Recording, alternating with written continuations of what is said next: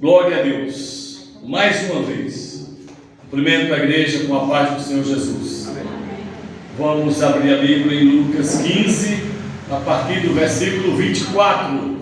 A partir do versículo 24. Vamos ler o texto. Porque este meu filho estava morto e reviveu. Estava perdido e foi achado, e começaram a festejar. Ora, o filho mais velho estava no campo.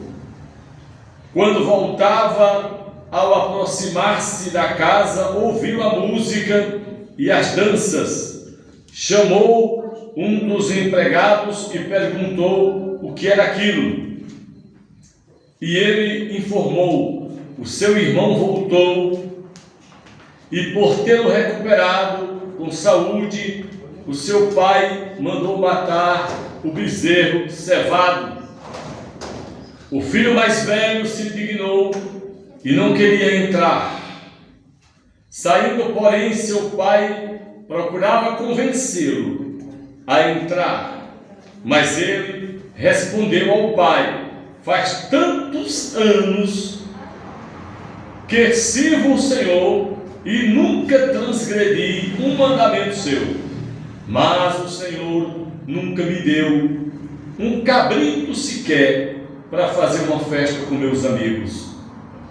Mas quando veio esse seu filho, que sumiu com seus bens, gastando tudo com prostitutas, o Senhor mandou matar o bezerro gordo para ele.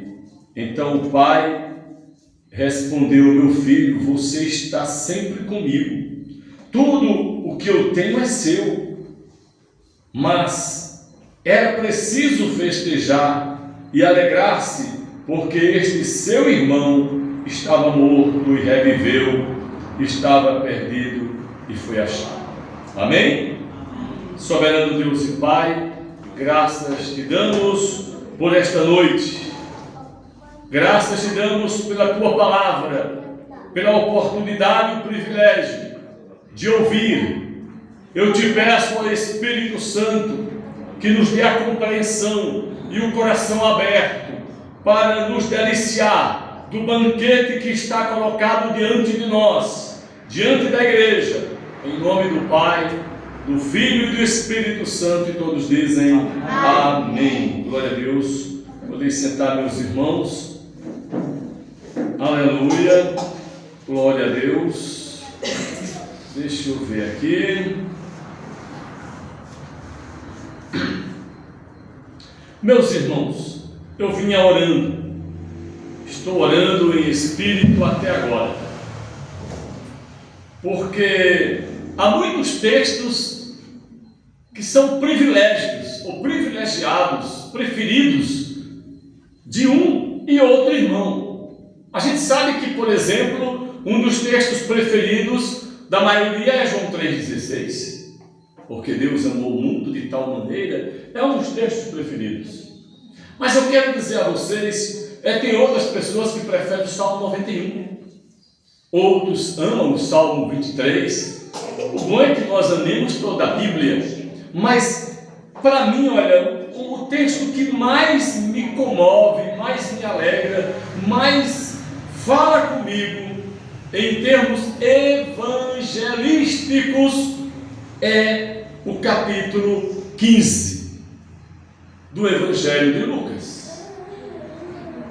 Porque ele é um evangelho, é uma leitura, esse texto é uma leitura que, embora não traga curas, não traga milagres, não fale de poder, mas ele fala de mim, ele fala de você, ele fala de nós. E como é bom a gente ouvir um pouco a nosso respeito, para a gente entender um pouco melhor, na perspectiva, na visão bíblica, e aí podermos corrigir algumas coisas, crescer no conhecimento da palavra. Isso é maravilhoso, nos alegrar também com a esperança que a palavra ela nos transmite. Amém? Glória a Deus. A parábola do filho pródigo, ela compreende um texto de 3 parábolas. A ovelha perdida está aqui no capítulo 15. É a primeira parábola do capítulo, a ovelha perdida. Quanto amor, quanto cuidado do pastor em ir buscar esta ovelha, trazer, e ele se alegra com todos se alegram quando a ovelhinha chega lá. A festa e a alegria. Amém? Que coisa boa. A segunda parábola é a parábola da dracma perdida. E a mulher que perde a dracma, perdeu dentro de casa. Essa perdeu dentro de casa. E procura para lá e para cá, quando acha, ela chama suas amigas e também todas se alegram. Todos ficam felizes. A última parábola, a terceira, é a do filho pródigo. Esta é uma parábola do reencontro, é a parábola da celebração, da festa, da alegria também.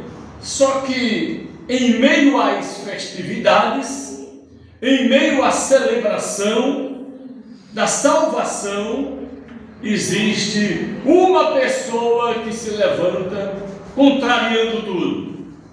Uma pessoa que ninguém esperava.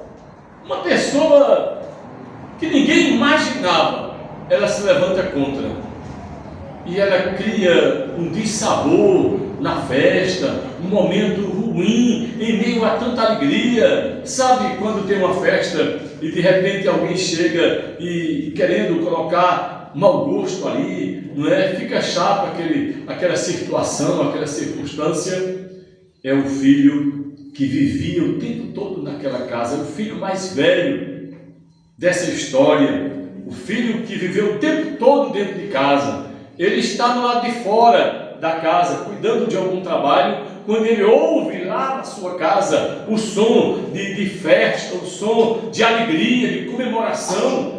Ele para, não entra, ele nem quer entrar. Tem gente assim, que não consegue interagir, gente que não consegue se alegrar com a alegria dos outros. E aí ele para, chama um dos empregados: o que está acontecendo aí? Não vou nem entrar, quero saber o que está acontecendo. O que está acontecendo aí? E o empregado disse para ele: o seu irmão voltou. O seu pai matou o bezerro cevado, gordo, e estava uma maior festa aí. Churrasco, carne à vontade, comida na mesa, mesa farta. Pode entrar. É para a gente se alegrar com o seu irmão que voltou. Estava perdido e foi achado. Vamos entrar. Ele diz: eu não entro nessa casa mais. A partir de agora quem não entra aí sou eu. Sou contra, não concordo e pronto. E ele fica dando aquele espetáculo lá de fora, chamando a atenção. Os empregados dizem: rapaz, calma, é teu irmão, não sei o que, teu pai está tão feliz, rapaz, entra, teu pai está feliz demais, entre para se alegrar com o seu irmão, com o seu pai. Isso aí eu não boto os pés mais. Eu estou ferido, machucado, magoado, eu aí não boto os pés, eu não entro nessa casa mais. Meu pai, pronto, para mim, perdeu agora esse filho. Ele achou um, perdeu o outro, porque eu não entro. E aquela confusão toda, aquele dissabor todo, o pai, vão avisar o pai vai também ao encontro desse, vai falar com ele, tentar resgatá-lo também, para que ele entre, para que ele participe. E aí ele coloca algumas coisas, ele apresenta para o pai alguns questionamentos, algumas coisas que a gente vai ver a partir de agora, em nome de Jesus. Amém? Para entender essa posição aqui do filho que estava em casa, o filho mais velho, você precisa entender uma coisa: onde foi que aconteceu essa parábola? Como foi isso? Por que Jesus falou essa parábola aqui? Como foi isso? É o seguinte: Jesus estava ensinando a sua palavra E quem estava ouvindo a palavra eram publicanos e pecadores. E aí, dando atenção a Jesus. E os escribas e fariseus, capítulo 15, versículo 1 e 2, está dizendo isso, é o contexto, né? Mostra para a gente quando aconteceu, como aconteceu, versículo 1 e 2, gente. Amém? Conta o que foi, como foi que aconteceu o começo. Estava Jesus pregando para publicanos e pecadores. Chegaram um grupo de fariseus e de repente eles, olhando assim, disseram: opa, e pode esse Jesus dar atenção a pecadores, a um povo ruim? Não é? Não pode. Vamos aqui entender isso aí, versículo 1 e 2. Aproximavam-se de Jesus todos os publicanos e pecadores. Olha aí. Aproximavam de Jesus publicanos e pecadores para ouvir a palavra de Deus. Mas os fariseus e escribas, está vendo, estavam olhando e murmurando. Ele recebe pecadores e come com eles. Estavam reclamando de Jesus. Aí Jesus olha, Jesus entende o coração, os pensamentos, e aí dá essa palavra, traz essa parábola. Amém? E nessa parábola, nesse texto, a gente entende uma coisa, meus irmãos. O pai tem 2 filhos. O mais novo vai embora, vai farrar e gastar os bens do próprio pai, gastar a sua vida, e depois se arrepende e volta, e não quer nem ser considerado mesmo um filho, mas disse: trata-me como um dos teus jornaleiros, teus empregados. Mas o filho mais velho, que passou o tempo todo dentro da casa, ele se irrita, está do lado de fora, não entra. E o texto, a parábola termina de uma forma assim inesperada. Não responde, nem para a gente hoje. Aonde está esse filho mais velho? Qual foi o fim? Qual foi o fim desse filho mais velho? Ele entrou, ele deu ouvidos à voz do pai, ele se converteu ao seu pai, ou ele ficou do lado de fora e foi embora? O que aconteceu? A gente não sabe, mas eu vou trazer uma perspectiva na conclusão dessa mensagem. Amém? Vamos observar aqui, por conta do horário, eu vou observar diretamente na palavra, a partir dos versículos 26, você pode acompanhar comigo. Chamou um dos empregados e informou: o seu irmão voltou e, por tê-lo recuperado com saúde, o seu pai mandou matar o bezerro cevado. Olha aí o versículo 28 agora, toda a reação e comportamento de um filho que aparentava maturidade, crescimento espiritual, entendimento, amor de verdade para com seu pai, mas tudo era falso, tudo era mentira. Que triste. Por isso, se você quiser um tema para essa mensagem, é perdidos dentro de casa, perdidos na casa do pai.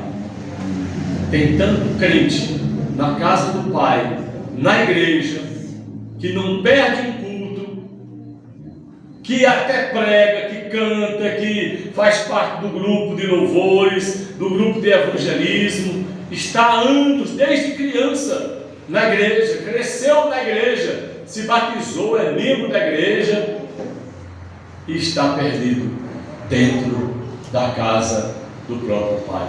Por quê? Vamos ver por quê? O filho mais velho se indignou, ele se irritou e não queria entrar. Olha o contraste. Chegou o filho mais novo, que estava perdido, esse entrou para celebrar, esse entra para festejar. Mas o mais velho se recusa agora a entrar em casa. Ele não entende a alegria dos outros. São pessoas, meus irmãos, que nunca têm facilidade, nunca são assim prontas para se alegrar com os que se alegram. Eles querem a atenção para ele, a festa tem que ser para ele. São pessoas egoístas dentro da igreja. Crentes assim, a gente sabe que tem em toda a igreja, em todo lugar, tem crente que age dessa maneira.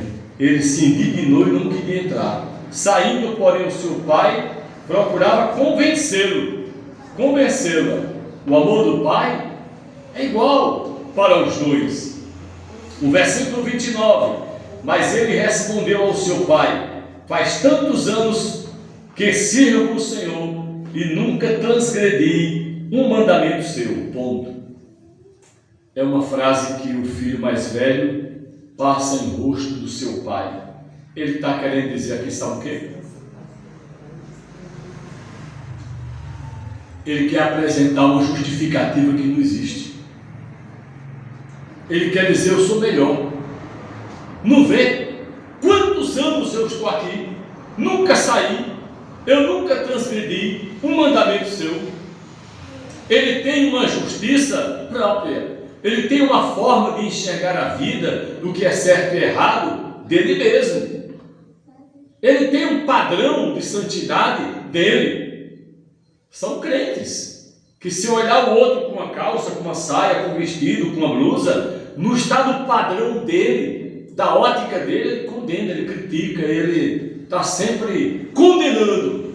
Ele não tem espaço para abraçar, ele não tem espaço para perdoar, para ensinar, mas ele vai logo na Bíblia. Está escrito ali, a saia, o vestido, ele está sempre com um versículo na ponta da língua para acusar.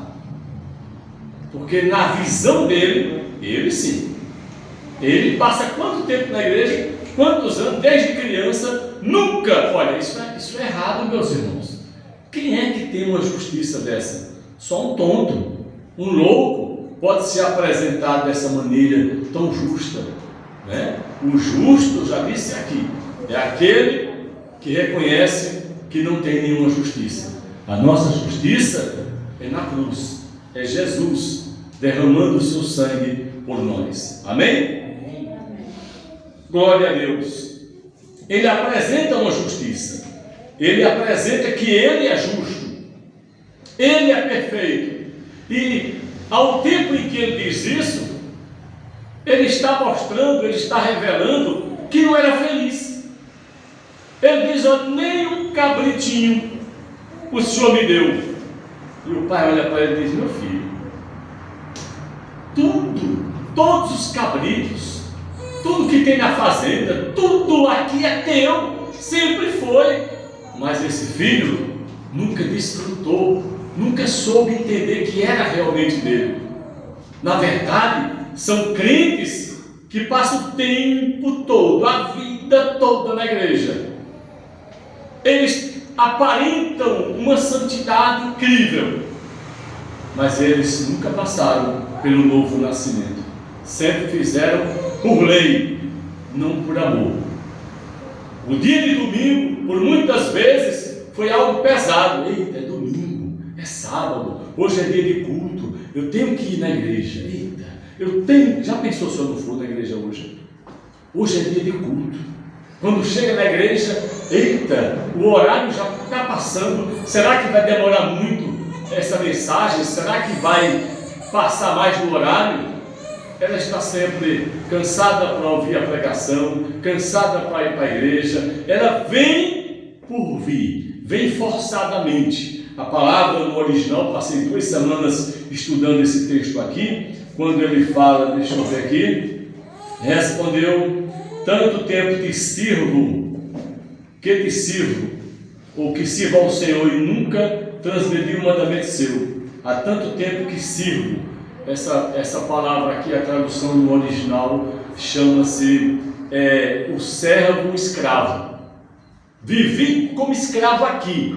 O Senhor mandava, eu fazia, eu trabalhava, trazia as ovelhas, cuidava do gado, tudo. Passei do horário de comer, dormia tarde, me acordava cedo, ele era um escravo. Tem crente sendo crente escravo dentro da igreja. Vem para a igreja a pulso, faz as coisas forçadamente, tem até medo de faltar, e se eu faltar muito? E se eu não for da igreja? Oh, meus irmãos, Deus está vendo tudo isso. Aquele versículo ficou para trás. Alegrei-me quando me disseram, vamos à casa do Senhor. Ah, Deus só recebe você aqui dentro.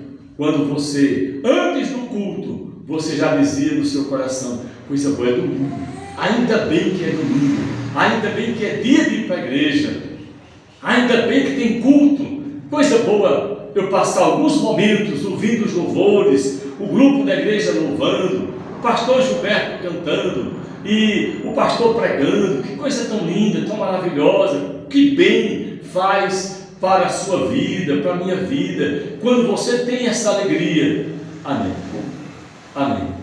É assim que Deus se agrada de você.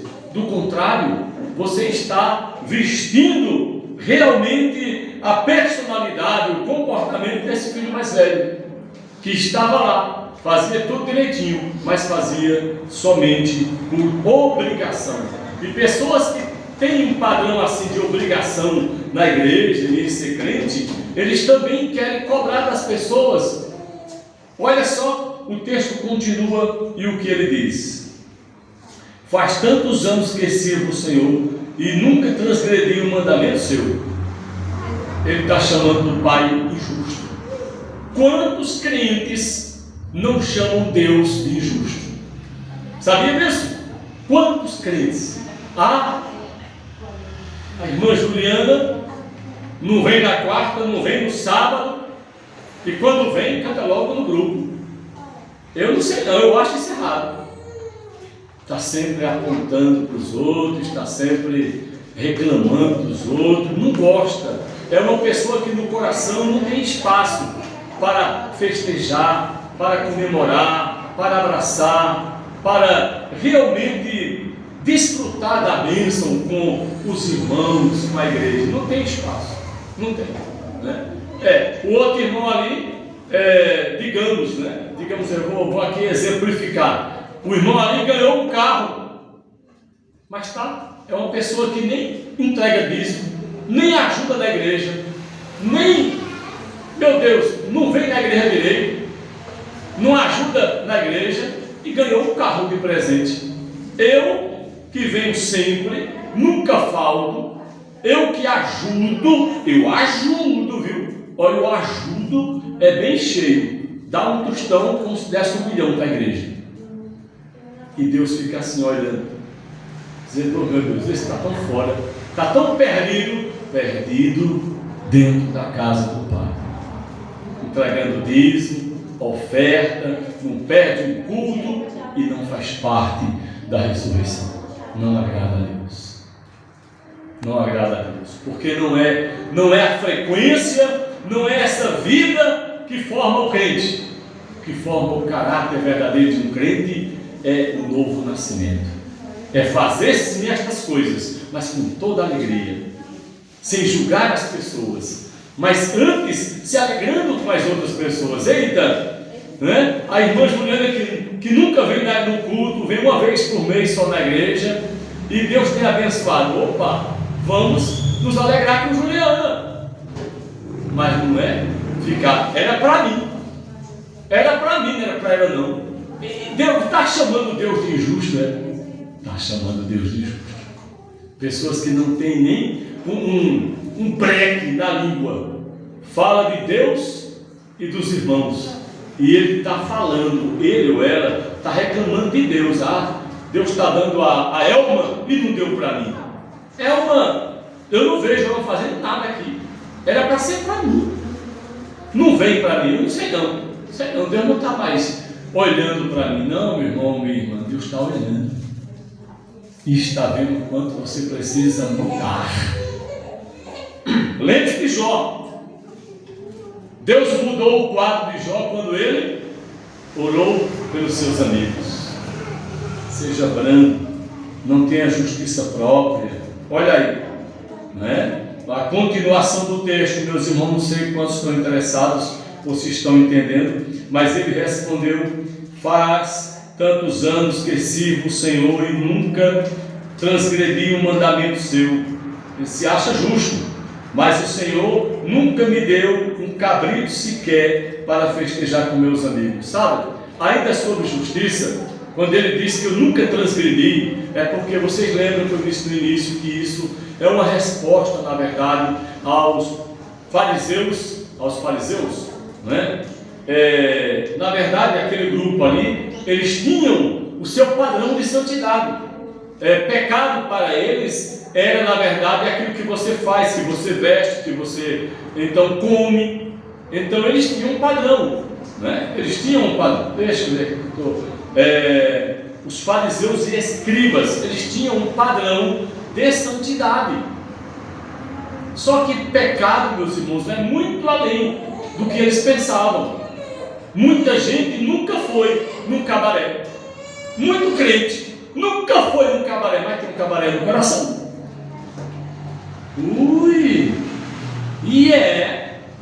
Tem muito crente que nunca foi num antro de prostituição. Eu nunca fui, meus irmãos. Eu nunca fui. Mas tem um no coração, né? Tem um no coração. E aí? Ninguém vê, ninguém viu, ô santo. Não é verdade? É como eu e Juliana estava assistindo o Augusto Nicodemos esses dias, e ele estava contando o testemunho da vida dele, Augusto Nicodemos. E ele disse que na igreja uma irmã chegou para ele e disse: olha, pastor, fala com meu marido que ele está me traindo. E era um irmão conceituado na igreja. E aí ele disse: meu Deus, como eu vou falar com um homem de respeito, conceituado, ativo na igreja, muitos anos, um homem irrepreensível aos olhos da igreja, mas a pedido da irmã, ele foi, chamou o irmão e disse: ô meu irmão, olha, a pedido da sua esposa, me perdoe a indireta ou muito direto aqui, você está traindo sua esposa? Ele disse: não, pastor, o que é isso? Eu amo muito minha esposa, nunca traí. Ela pensa isso de mim desde a época de namorado, mas é mentira. Ele disse: ô meu irmão, desculpa aí então, viu? A gente entende cabeça de mulher que é assim, quando bota uma coisa na cabeça, vai em paz, Deus abençoe.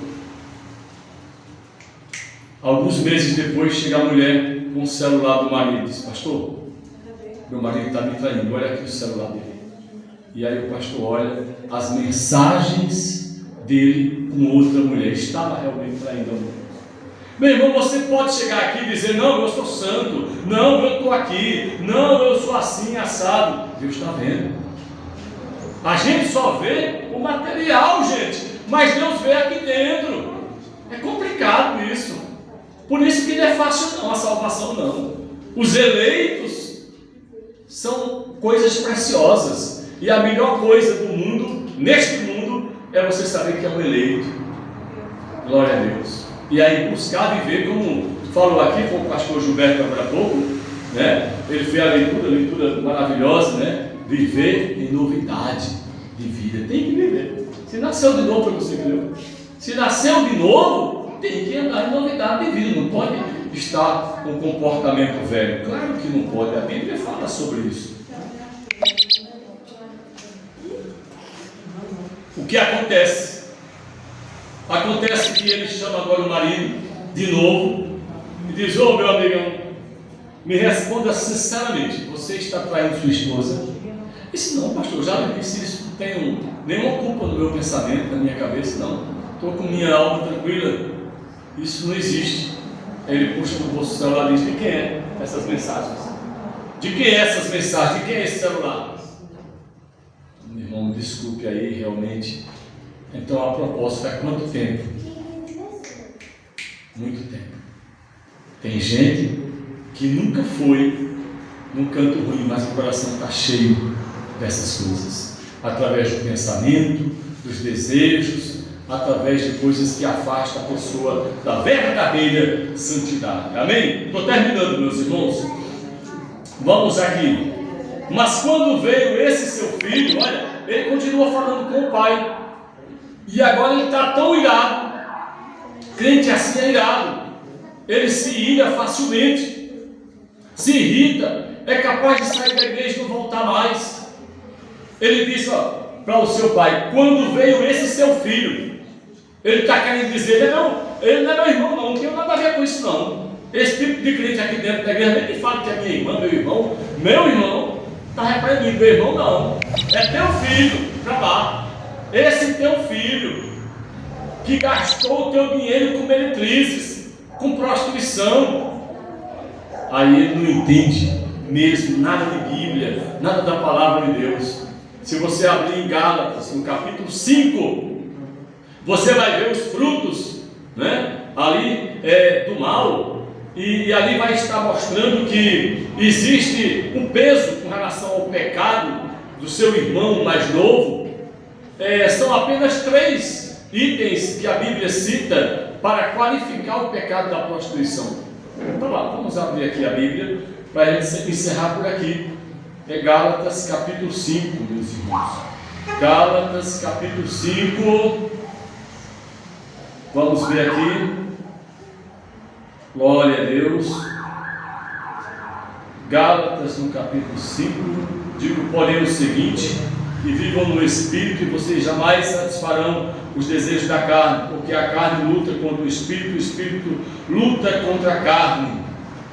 As obras da carne, versículo 19. Ora, as obras da carne são conhecidas, e são pecado. E quais são? Imoralidade sexual, impureza, libertinagem. 3.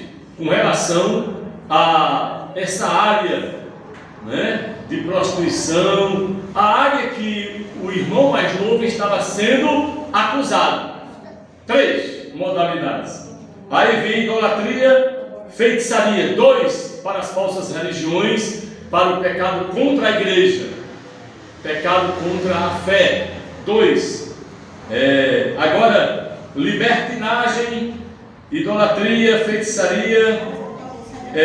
Nós temos aqui contra o comportamento exatamente contrário agora, contra aquele jovem, o irmão mais velho. O que é que pesava contra ele? Contra o irmão mais velho: inimizades, rixas, ciúmes, iras, discórdias, divisões, facções, invejas. O peso de acusação contra o comportamento desse filho mais velho é muito maior, porque contra o mais novo só a Bíblia lançou 3 itens aqui.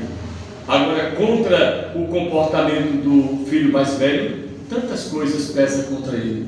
Crentes que dentro da igreja praticam isso: inimizade, rixa, ciúme, ira, discórdia, divisões, facções, tudo dentro da igreja.